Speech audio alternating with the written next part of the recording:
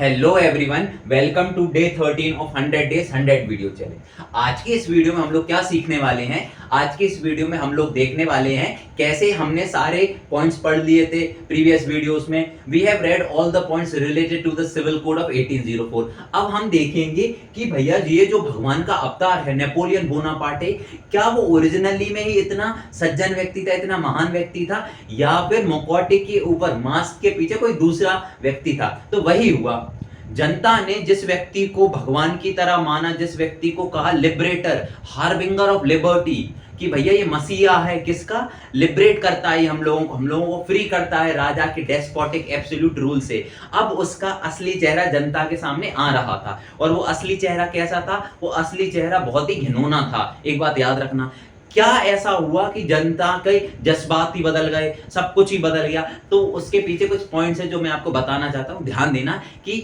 ऐसा क्या हुआ कि जो हार्बिंगर ऑफ लिबर्टी था, it was turned into hostility. Hostility मतलब होता है एक तरीके का दुश्मन, एक तरीके का एनिमी, ऐसा व्यक्ति जिसको कोई पसंद नहीं करता।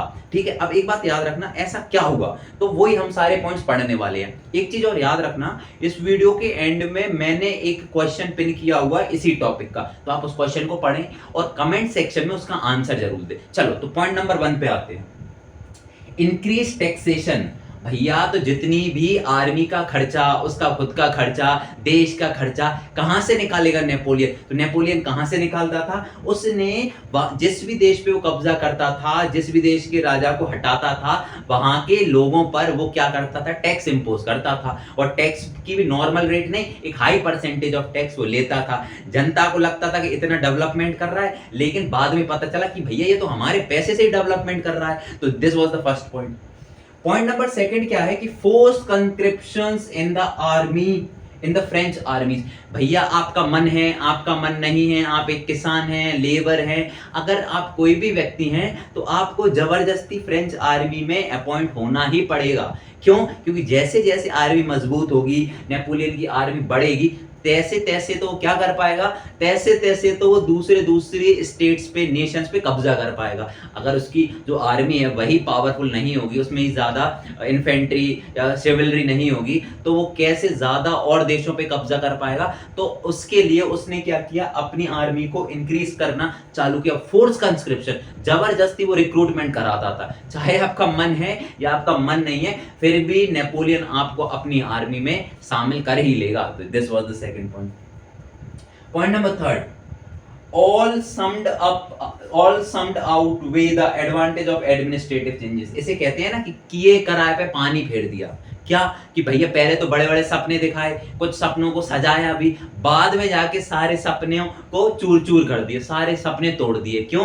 असली चेहरा दिखाकर। तो जितने भी अच्छे काम उसने एडमिनिस्ट्रेटिव फील्ड में किए थे ना, वो सारे अच्छे काम वॉश्ड ऑफ हो गए उसकी हरकतों से। और उसकी हरकतें मैं आपको बता ही चुका हूं, टैक्स बढ़ा दिया। एक पॉइंट और जो मैं आपको बताना चाहता हूं वो था सेंसरशिप। याद रखना इस पॉइंट को, सेंसरशिप।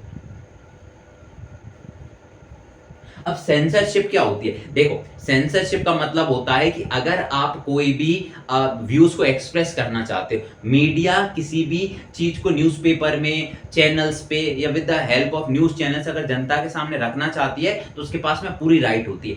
अगर उस न्यूज को या जनता को अपनी ओपिनियन बोलने से, अपनी राइट टू स्पीच से रोका जाता है तो उसे कहते हैं सेंसरशिप, कि आपने सेंसर कर दिया है, आप बोलने नहीं दे रहे हो। जैसे कि अगर इंडिया में हम लोग मोदी जी के अगेंस्ट कुछ बोलना चाहें, अपना राइट रखना चाहें, अपना पॉइंट ऑफ व्यू रखना चाहें, तो हम लोग बोल सकते हैं। लेकिन कल ऐसा हो कि मोदी जी सेंसरशिप अप्लाई कर दें कि कोई भी व्यक्ति मेरे अगेंस्ट कुछ भी नहीं बोल सकता, कोई भी मीडिया हाउस मेरे अगेंस्ट कुछ भी नहीं छाप सकती, तो वो क्या होता है? उसे सेंसरशिप कहा जाता है। तो नेपोलियन ने क्या किया कि कोई मेरी बुराई ना करने लगे, न्यूज़पेपर्स में बुराई ना छापे, मैगजीन्स में ना छापे, तो उसने सेंसरशिप इंप्लीमेंट कर दी कि भैया जब बुराई छापेंगी नहीं तो जनता पढ़ेगी नहीं, जनता पढ़ेगी नहीं तो जनता जागरूक नहीं होगी और पता नहीं चलेगा। ठीक है, तो this was the video. Now मैं एक क्वेश्चन पिन कर दूंगा, you need to answer that question. I hope you like the video, these are the points. ठीक है।